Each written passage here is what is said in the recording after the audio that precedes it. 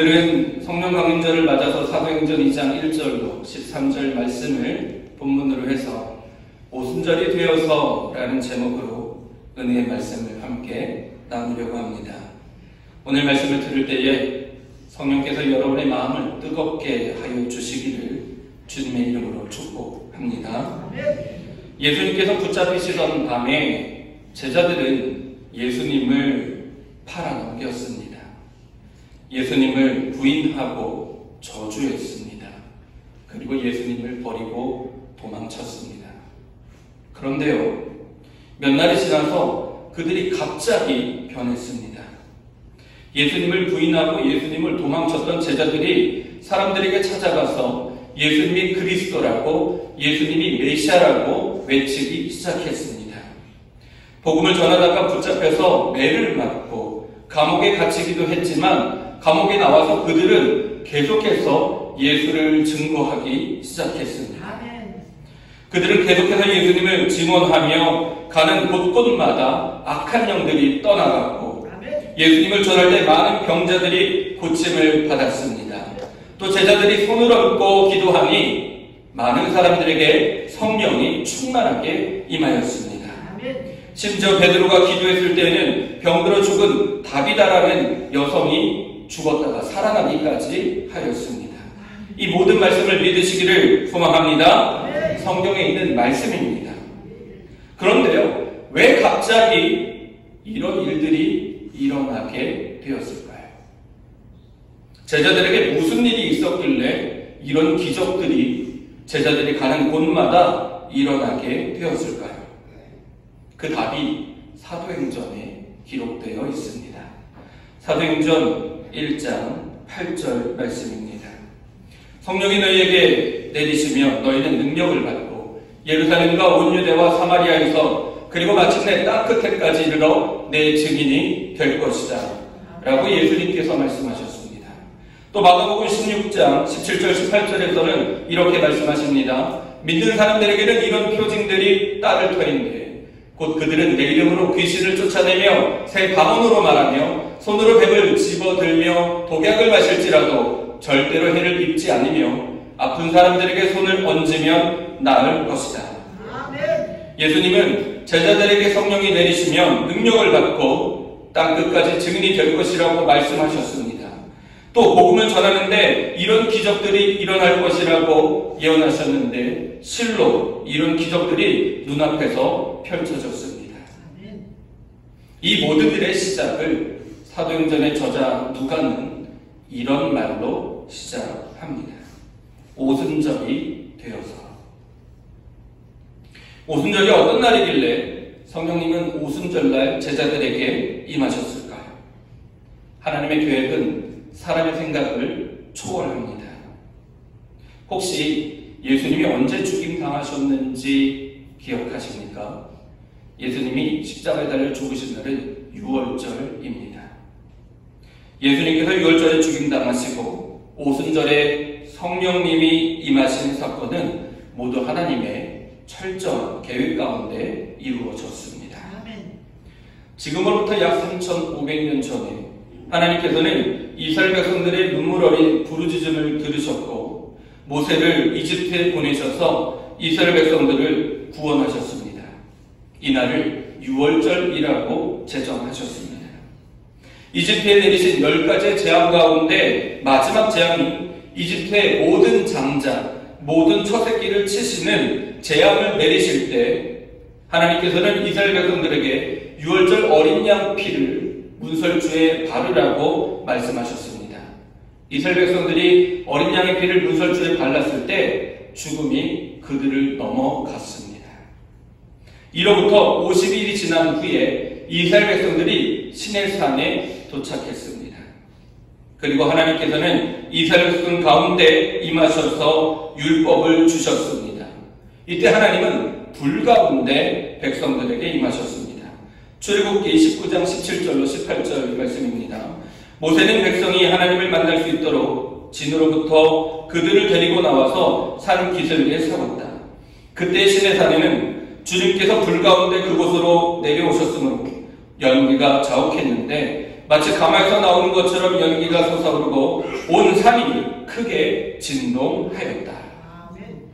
이날 곧 시내산에서 하나님께서 불 가운데 임하셔서 백성들에게 율법을 주신 날이 6월절로부터 50일이 지난 날이라고 해서 오순절이라고 부릅니다. 6월절이 이스라엘의 구원의 날이라면 출애굽 이후 시내산에서 맞은 오순절은 하나님께서 이스라엘 백성들 가운데 불 가운데 임하셔서 율법을 주심으로 하나님 나라, 제사장 나라를 탄생하게 하신 날이었습니다. 그로부터 1300년이 지난 후에 성자 하나님이신 예수님은 우리의 모든 죄를 짊어지시고 6월절 어린 양으로 이 땅에 오셨습니다. 그리고 6월절 희생양이 잡히시는 그 시간에 십자가에 달려 죽으심으로 우리를 위하여서 희생하셨습니다. 예수님께서 죽임당하신 6월절을 기준으로 50일이 지난 오순절에 예루살렘에서 성령의 강림을 기다리며 기도하던 120명의 제자들에게 성령이 임하는 것입니다. 시내산에서의 오순절에는 하나님께서 불 가운데 임하셔서 돌판에 율법을 기록하셨다면 예루살렘에서의 오순절에는 성령이 임하셔서 제자들의 마음에 새 언약을 새기사 누구든지 예수님을 믿고 회개하면 성령을 선물로 받을 것이라는 언약을 이루셨습니다. 이처럼 시내산 오순절은 제사장 나라의 탄생을 기념하고 예루살렘의 오순절은 제자들에게 성령이 임하여 복음의 증인이 된 교회 탄생의 날을 의미한다는 것입니다. 6월절 어린 양이 되신 예수님의 희생 후에 처음 맞는 오순절은 예수님의 제자들에게 성령에 임하셔서 복음의 증인이 된 초대교회의 탄생의 날이라는 것을 잊지 마시기 바랍니다. 그렇다면 예루살렘에서의 오순절 날에는 구체적으로 어떤 일이 일어났을까요?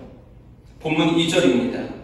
그때에 갑자기 하늘에서 세찬 바람이 부는 듯한 소리가 나더니 그들이 앉아있는 온 집안을 가득 채웠다.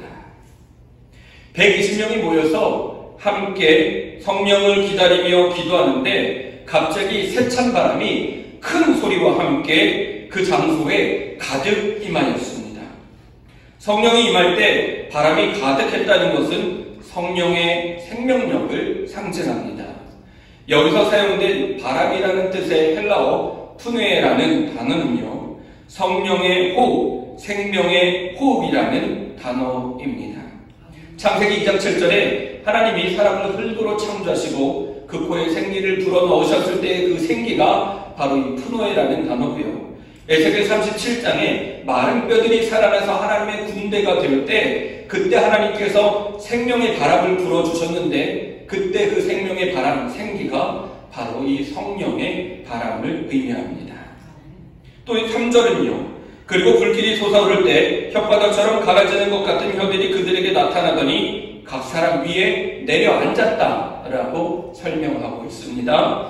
이때 성령이 불로 임하셨다는 것은 우리의 모든 죄와 허물을 태우셔서 우리를 정결하고 거룩해 하시기는 성령의 역사하심을 의미합니다.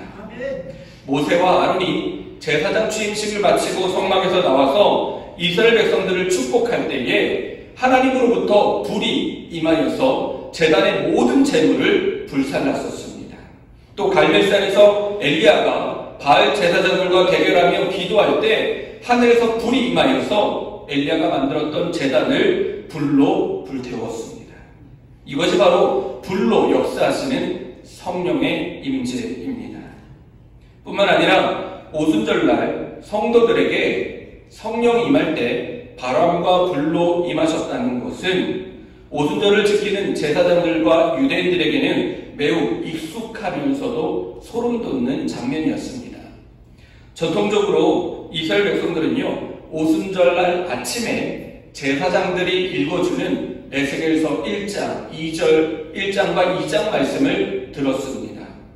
에스겔 1장과 2절 말씀의 일부분을 제가 읽어드리겠습니다. 그때 내가 보니 북쪽에서 폭풍이 불어오는데 큰 구름이 밀려오고 불빛이 계속 번쩍이며 그 구름 둘레에는 광채가 나고 그 광채 한가운데는 불 속에서 빛나는 금부치의 광채와 같은 것이 반짝였다. 그가 나에게 말씀하셨다. 사람아 일어서라. 내가 너에게 할 말이 있다. 그가 나에게 말씀을 하실 때에 한 영이 내 속으로 들어와서 나를 일으켜 세웠다. 나는 그가 나에게 하시는 말씀을 계속 듣고 있었다. 즉 에스겔 1장과 2장의 말씀은 에스겔 선지자에게 성령이 임한 사건의 기록이라는 것입니다. 그러니까 오순절 아침마다 제사장들은 백성들에게 에스겔에게 성령이 임했던 사건의 말씀을 읽어주었고, 그래서 유대인들은 오순절날 아침에 에스겔에게 성령이 임했다는 것을 알고 있었습니다. 그리고 에스겔의 성령 임재 사건과 마가의 다락방에 성령이 임했던 사건을 비교해보면 공통점이 있는데요. 그 공통점은 성령이 임할 때 바람과 불 그리고 하나님의 말씀이 임했다는 것입니다. 그러므로 사도행전 2장의 예루살렘 오순절 성령 강림 사건은 그들이 일평생 오순절날 들었던 에스겔의 성령 임재 사건이 눈앞에 펼쳐지는 아주 충격적인 장면이었습니다. 그리고 한 가지 더 놀라운 현상이 일어났습니다. 본문 3절과 4절입니다. 불길이 솟아오를 때 혓바닥처럼 갈라지는 것 같은 혀들이 그들에게 나타나더니 각사람 위에 내려앉았다. 그들은 모두 성령으로 충만하게 되어서 성령이 시키는 대로 각각 방언으로 말하기 시작하였다. 성령이 임하자 불길이 갈라지는 모양과 같은 불의 혀가 각사람의 머리 위에 내려앉았고 120명의 제자들은 성령 충만함으로 성령이 시키는 대로 여러 나라 말로 하나님의 큰일, 곧 복음을 말하기 시작했습니다. 당시 오순절에는요, 이 오순절 명절을 지키기 위해서 세계 각국에서 유대인들이 예루살렘으로 모여들어 있었습니다. 그런데 그때 당시에 110명의 제자들이 성령 충만함으로 15개 지역의 나라의 말로 복음을 말했다는 것입니다. 본문 9절에서 11절을 보면 15개의 지역이 언급되어 있는데 이때 15라는 숫자는요, 단순히 15개를 의미하는 것이 아닙니다. 히브리어의 이 게마트리아에 따르면요, 15라는 숫자는 첫 번째로 하나님의 이름을 의미합니다. 15라는 숫자가 하나님의 의미를 상징합니다. 두 번째로 15라는 숫자는 이스라엘 백성들이 출애굽하던 날 니상을 15일을 의미합니다.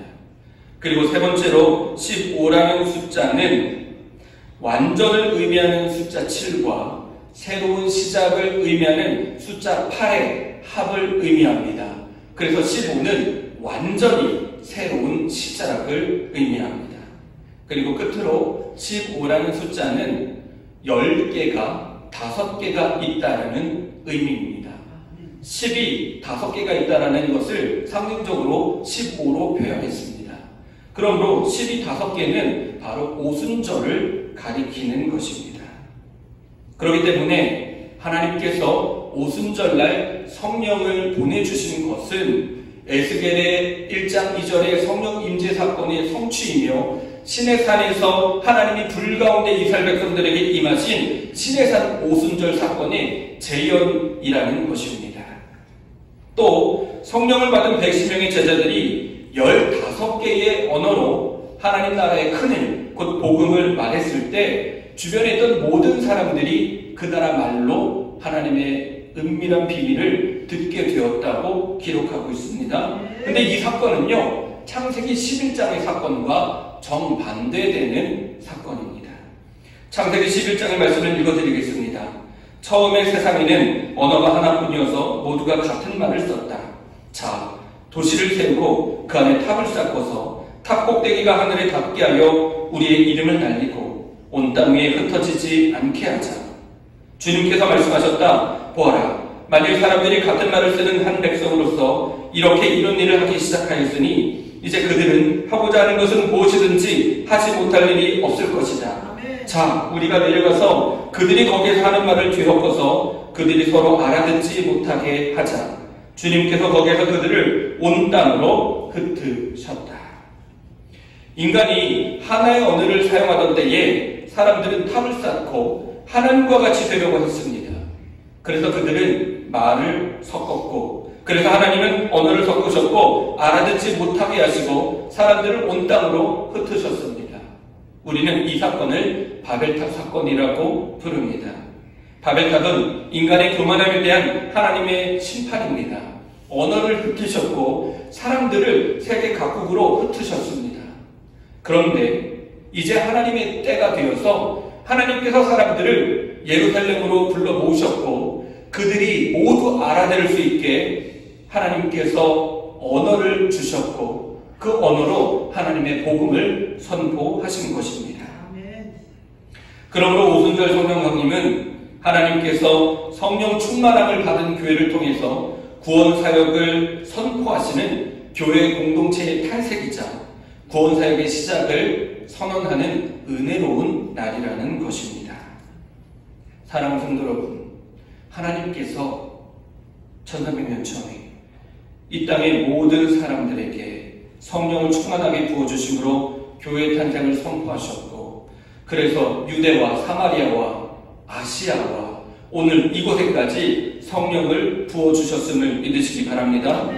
우리 교회의 50년사를 보면 정말 성령이 충만하게 임했던 때가 곳곳에 기록되어 있음을 알 수 있습니다. 우리 성도님들께서 지난 61년 동안 성령 충만함으로 뜨겁게 하나님을 사랑하고 교회를 지켜오셨습니다. 부족한 종이 간절히 소망하는 바른 어제도 임하셨던 성령께서 오늘 지금 이 시간 여러분의 마음에도 뜨겁게 임하기를 소망합니다. 금요일 밤마다 모여서 기도할 때, 새벽마다 모여서 부르짖어 기도할 때 우리 교회에 성령이 임하고 있습니다. 많은 분들이 성령 충만함으로 뜨겁게 부르짖어 기도하고 있는데 그 기도의 사역에 여러분 모두가 동참하셨으면 좋겠습니다. 그렇다면 우리는 다시 한번 이 질문에 명확한 답을 내릴 수 있어야 할 것입니다. 우리는 왜 성령을 받아야 합니까? 그저 성경에 쓰여 있으니까 성령을 받아야 된다는 것은 그다지 설득력이 없습니다. 우리는 왜 성령을 받아야 하는지 그 이유를 명확하게 알고 있어야 한다는 것입니다. 지난 3월 첫 주부터 하나님께서 우리 장의교회에 주신 말씀들의 주제를 쭉 돌아보면 하나님을 사랑하고 이웃을 사랑하는 삶으로 귀결됩니다. 여러분은 어떻게 하나님을 사랑하십니까? 성경을 보면 하나님께서는 영과 진리로 하나님을 예비함으로 하나님을 사랑하라 말씀하셨습니다. 하나님의 말씀을 듣고 실천함으로 하나님을 사랑하라 하셨습니다. 또 이웃을 어떻게 사랑합니까? 하나님께서 나에게 주신 시간, 재능, 건강, 물질을 아무런 대가 없이 나누고 섬김으로 이웃을 사랑하라 말씀하셨습니다. 그리고 무엇보다 예수 그리스도의 복음을 말로 전하고 삶으로 전함으로써 이웃을 사랑하라 말씀하셨습니다. 그런데요, 하나님을 사랑하고 이웃을 사랑하는 삶은 사람의 힘으로는 감당할 수 없다는 것입니다. 사람의 힘으로 하나님을 사랑하고 이웃을 사랑하면 몇 날 가지 못해서 금방 지쳐버리게 된다는 것입니다. 사람의 힘으로 내 힘으로 하면 왜 다른 사람은 안 하고 나만 하냐고 불평하게 됩니다. 하나님 힘으로 하지 않고 사람의 힘으로 봉사하게 되면 어느 순간 그 봉사가 그 일이 힘들어서 귀찮아지고 그리고 짜증나게 되고 하나님을 사랑하는 마음으로 시작했던 섬김과 봉사가 이제는 일로 부담으로 느껴지게 된다는 것입니다. 더 나아가서는 교회 일을 왜 해야 하는지 불평하고 비판하고 손가락질하게 된다는 것이지요. 하지만 하나님이 주시는 힘으로 섬기는 사람은 그 마음에 이미 은혜와 기쁨이 충만합니다. 하나님을 사랑하는 마음이 그 안에 충만하기 때문에 사랑하는 하나님을 위해서 뭐라도 더 해드리고 싶어서 콧노래가 저절로 나옵니다. 입에는 찬양이 끊이지 않게 됩니다. 왜 힘들지 않겠습니까? 교회를 하고 섬기고 봉사하는 데는 힘이 듭니다. 이른 아침에 일찍 나와서 찬양대로 봉사하고 주차로 봉사하고 주방에서 음식을 만드는 이 모든 일들, 곳곳에서 보이지 않게 헌신하는 모든 일들에는 에너지가 들고 시간이 들고 재정이 들고 지치고 힘들 때가 있습니다. 하지만 오히려 그럼에도 불구하고 신기하게 내 마음에 기쁨이 충만하고 감사가 넘치게 된다는 것입니다. 옆에서 장로님 힘들지 않으세요? 권사님 힘들지 않으세요? 라고 물어보면 아니요, 기쁨입니다, 감사합니다, 하나님께 영광입니다 라고 고백하게 된다는 것입니다. 우리 교회 이런 분들이 얼마나 많은지 제가 힘든 일이 있을 때마다 그 일을 하시는 분들에게 힘드시지요? 정말 수고가 많으십니다 라고 말씀을 드리면 정말 하나같이 한 번도 빠짐없이 기쁨입니다, 목사님 기쁨으로 해서 하나도 힘들지 않습니다 라고 고백을 합니다. 분명히 이마에는 땀이 흐르고 있는데 기쁘다고 감사하다고 표현하는 걸 보면 고개가 절로 숙여집니다. 사랑하는 성도 여러분, 사람의 힘으로는 해서는 안 됩니다. 사람의 힘으로 하면 지칩니다. 불평, 불만이 나옵니다. 시험 듭니다. 하지만 하나님이 주시는 힘으로 하면 은혜가 충만하고 기쁨과 행복이 충만하게 됨을 믿으시기 바랍니다. 그렇다면 하나님이 주시는 힘이 무엇이겠습니까? 그 힘을 언제 어떻게 받을 수 있겠습니까? 예수님께서 하나님께서 주시는 힘에 대해서 이렇게 말씀하셨습니다. 사도행전 1장 8절입니다. 성령이 너희에게 내리시면 너희는 능력을 받고, 성령이 내리시면 너희는 능력을 받는다 말씀하셨습니다. 성령이 우리에게 임하시면 하나님께서 우리에게 돈을 주시는 것이 아닙니다.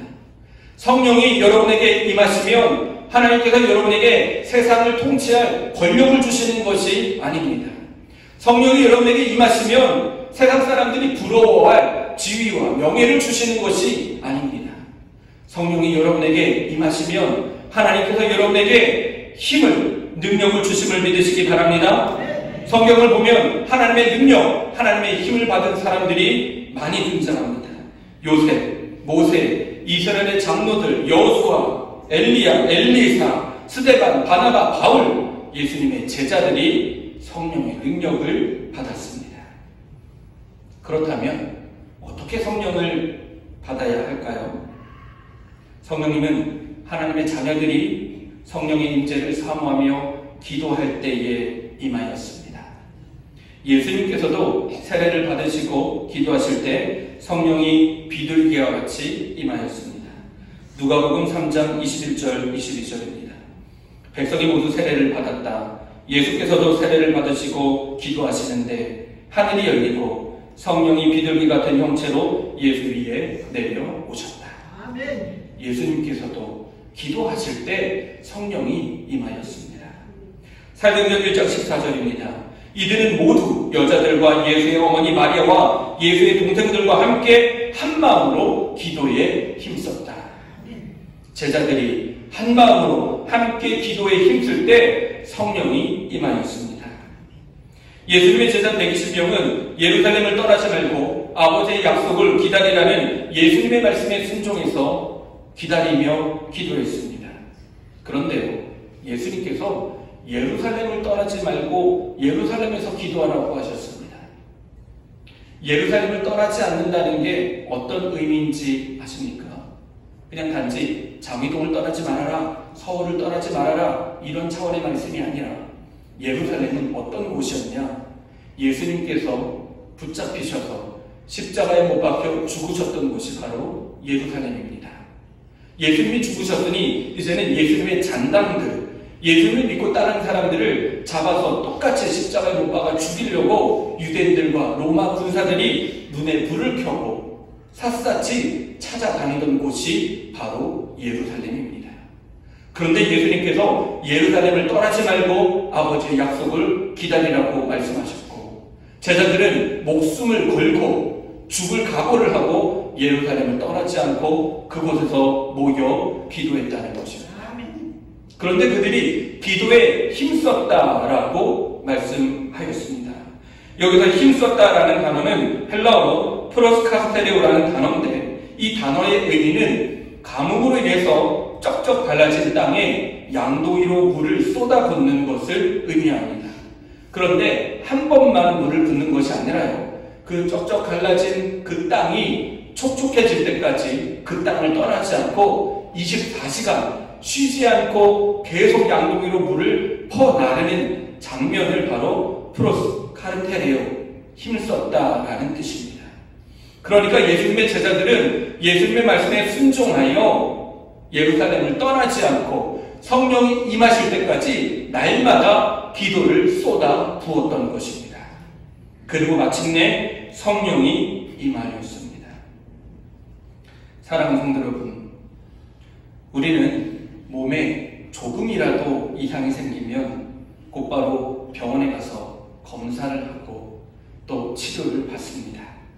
위가 안 좋으면 내시경도 하고 또 CT도 찍고 MRI도 찍고 피검사도 하고, 그걸 그냥 하는 게 아니라 10만원, 20만원, 30만원, 100만원, 200만원 돈을 내면서까지 검사합니다. 치료를 받습니다. 왜 그렇습니까? 죽을 것이, 아플 것이 두렵기 때문입니다. 그런데요, 내 마음에, 내 영혼에 어느 날부턴가 갑자기 예배가 귀찮아지고 내 입술에서 찬양과 기도가 끊어지고, 장로님께서, 권사님께서 교회 봉사를 같이 하자고 권면하면 이상하게 싫어지고, 그래서 그 장로님을 피하게 되고 교회 가기 싫어지고, 이런 일들이 우리 마음에 일어나는데도 우리는 대수롭지 않게 여긴다는 것입니다. 분명히 나와 하나님과의 관계가 이상해졌는데 이제는 더 이상 십자가를 바라봐도 아무런 감동이 없고 성령의 충만함이 느껴지지 않는데도 우리는 심각하게 여기지 않는다는 것입니다. 요한복음 17장 19절에 보면 예수님이 이렇게 말씀하셨습니다. 내가 이 사람들을 위하여 나를 바치는 것은 이 사람들도 진리를 통해 자기를 바치게 하려는 것입니다. 예수님께서 우리를 위해 십자가에 달려 죽으신 것은 우리도 예수님과 같이 우리의 삶을 하나님께 바치기 위함이라고 말씀하셨습니다. 그렇기 때문에 예수님께서 우리를 위해서 십자가에 달려 죽으시고 또 우리에게 성령을 보내주신 것은 단지 나만, 우리 가족만 잘 먹고 잘 사는데 그치는 것이 아니라 우리의 삶을 하나님께 드림으로 하나님을 사랑하고 이웃을 사랑하는 삶을 살라고 하신 것입니다. 이 말씀을 마음에 새기시기를 소망합니다. 우리가 성령 충만함을 받아야 하는 이유가 바로 여기에 있습니다. 말씀을 정리하겠습니다. 우리는 왜 성령 충만함을 받아야 합니까? 하나님을 온전히 사랑하고 이웃을 사랑하기 위함입니다. 하나님을 사랑하는 마음으로 하나님과 교회를 섬기기 위함입니다. 사람이 태어나면 숨을 쉬고 음식을 먹고 물을 마셔야 하듯이 그리스도인으로서 이 세상을 살아가려면 반드시 날마다 성령의 충만함을 받아야 합니다. 성령은 소모되어 없어지는 배터리 같은 것이 아닙니다. 성령은 성부 하나님과 성자 하나님과 함께 삼위의 하나님 되십니다.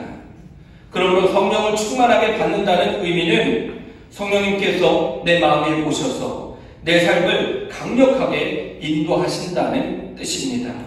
내 마음, 내 인생이라는 자동차의 운전대에 내가 앉아있는 것이 아니라 성령님께서 내 운전석에 앉으셔서 내 인생을 친히 운행해 주시는 것이 곧 성령의 충만함을 의미합니다. 공기가 없으면 숨을 쉬지 못하듯이 성령이 계시지 않으면 우리는 단 한순간도 거룩하게 살 수 없음을 기억하시기 바랍니다.